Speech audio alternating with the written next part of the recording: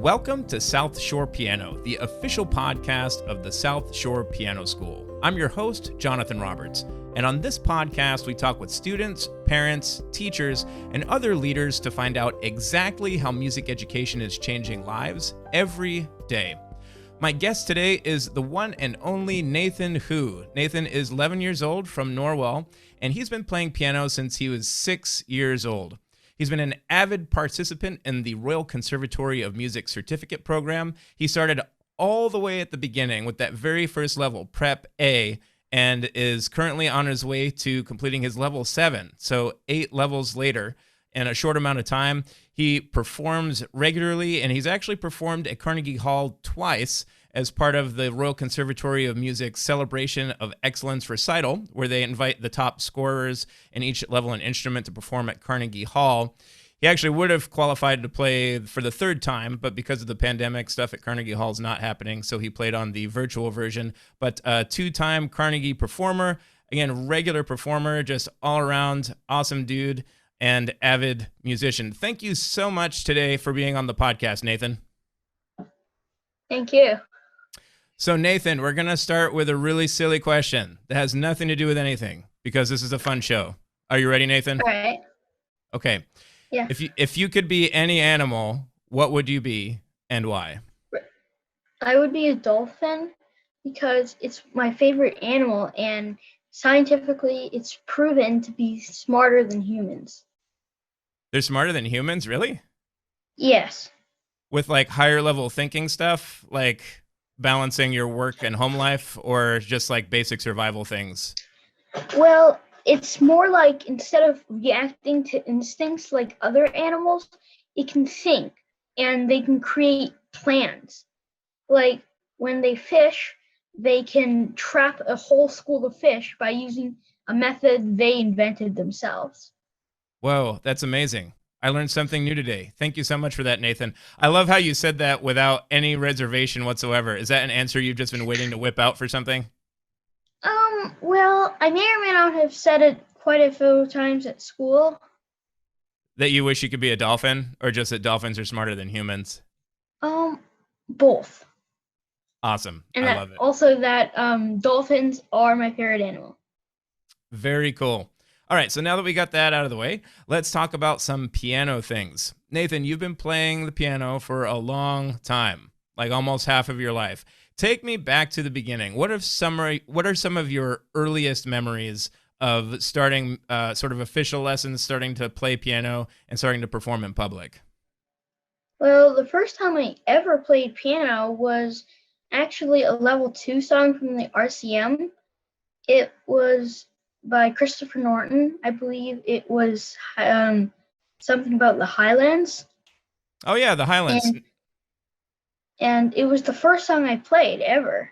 I learned it, and then it was because my brother was learning before me. So he was learning level 2, and I decided I wanted to try and play piano after playing one of the songs. That's really cool. So did he teach you how to play it, or did you just sort of figure it out yourself? Because you weren't really like reading music or anything yet, right? Well, he kind of taught me a bit, and then the rest I learned by sitting there and watching him for large amounts of time. So you would just watch him and copy, and then before you know it, you were playing the Highlands at 6 years old? Right. Very cool. Now, once you started lessons, do you remember what kind of change that was from going from looking at your brother and copying to actually like learning how to do the stuff? Well, after I started lessons, we started with Prep A.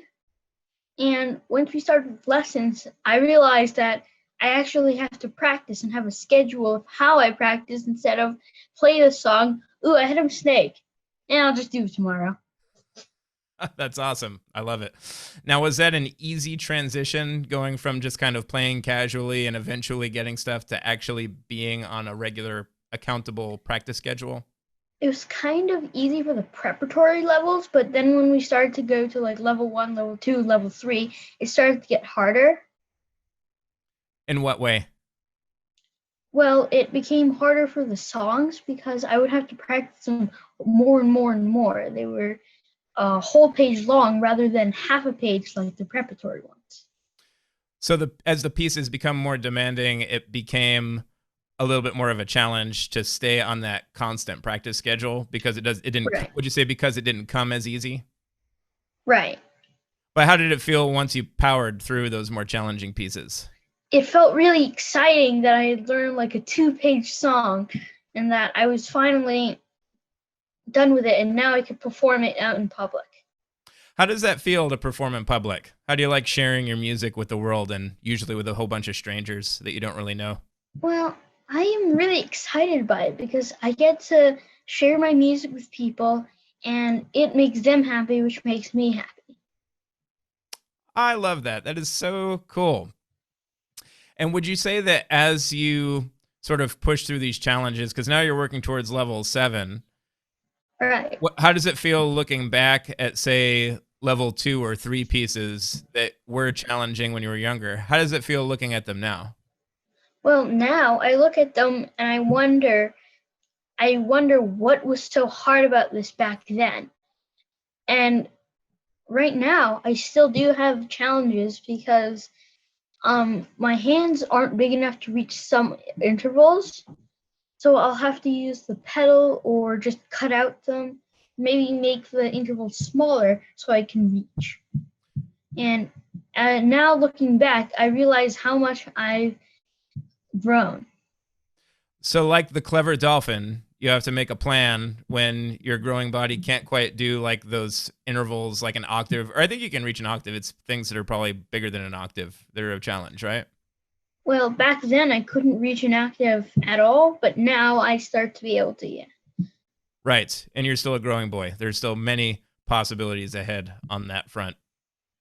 So talk to me about challenges, because this is where people usually fall off the wagon when they reach those hard parts, and we have to think a little bit more outside the box with how we practice, or practicing with intentionality and just summoning the will to go after those harder parts. This is where a lot of people fall off the wagon. How do you feel like you've tackled those so that you've powered through the challenges, figured them out, and grown from them? Something that I have had challenges about is making sure I don't speed up or slow down without me noticing it. Like if this part gets harder, I'll instinctively slow down, and then by the end of the piece, I might not notice that I've done it. And as we already said, I couldn't reach some intervals. And so what I would do is I would use a metronome and I would have my brother listen so we could see if I sped up or slowed down. Okay, excellent. Now, looking back, sort of like big picture, generally, when you've tackled challenges, when you have that moment of like, oh, maybe I'll do this tomorrow, how have you sort of resisted that and powered ahead? Just generally, not even necessarily specifics. Well, I'm like, oh man, maybe I'll just do this tomorrow. And then I think, well, tomorrow I have schoolwork. Well, I could just do it after the schoolwork. But then after the schoolwork, I won't have time to read. And then I'm like, yeah, I'll just do it today. And then I cannot do it tomorrow. And then tomorrow, I can do it more. That's a And really... then, No, sorry, go ahead. and then after that, the next day, I'm like, maybe I should have left it for today. Because then I'll just finish my schoolwork in 10 minutes and be like, oh, okay, maybe I should have done it today. That's a really interesting thought process. Let me reflect that back just to make sure I've got that right. Okay, so let's say it's a Tuesday and Right? you've got your new hard piece in front of you and you've got that sort of reflex action in your mind that says, oh, we'll do this tomorrow. Do I understand right that you go ahead and think about tomorrow and then come to the realization that tomorrow is not going to be really that much easier than today as you look at your schedule, and then you arrive at the conclusion, well, let's go ahead and just do it today. Do I have that right? Yes. I love how you spelled that out, because what happens with so many of us, whether we're kids or adults, whether it's piano or something else, is it always feels like it's going to be easier tomorrow. But then it creates sort of a domino effect. And then tomorrow feels like the next day will be easier. And then that day it feels like the next day will be easier. And then we blink and 2 years have gone by. So I love how you sort of reverse engineer that process to get yourself to practice that day. Are you glad that you did? Yeah, and nowadays, I have full day school now. We've transferred to full day school. So when I say I'll just do it tomorrow, I realize Tuesday and Fridays are lessons, and I only have about 30 minutes to practice in between. So I realize that, plus a fifth grade amount of schoolwork, which is significantly more than what I used to have. So I realized that, and then I just decide, let's do it, because today I don't have a lesson and I have time to do it. Awesome. Talk to me about the Carnegie Hall experience. Lots of people try to get to Carnegie Hall once. You've been there twice. You would have been there 3 times if not for the pandemic. Right. What was that experience like to play for a hall of like 400, 500 people? What happened was the first time I went to Carnegie Hall, we got lost. We couldn't find the right entrance, so we had to go outside and loop around until we finally found the right entrance for me. And then they went in, and I got to go behind the scenes into the green room. And we actually had a TV where we could see who was performing. But the problem was the speaker was in the bathroom. So if you wanted to hear anything, you would have to go to the bathroom. And you could like hear faint whispers through the door, but then you could also see what was going on.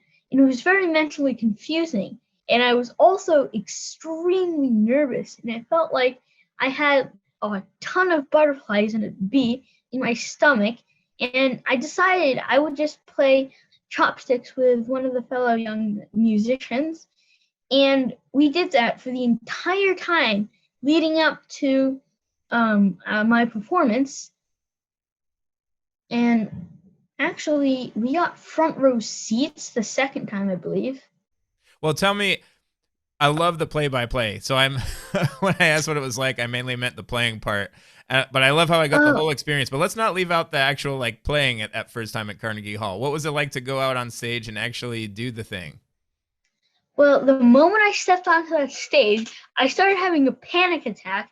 And then I decided, once I got to the piano, I just decided I would just play it.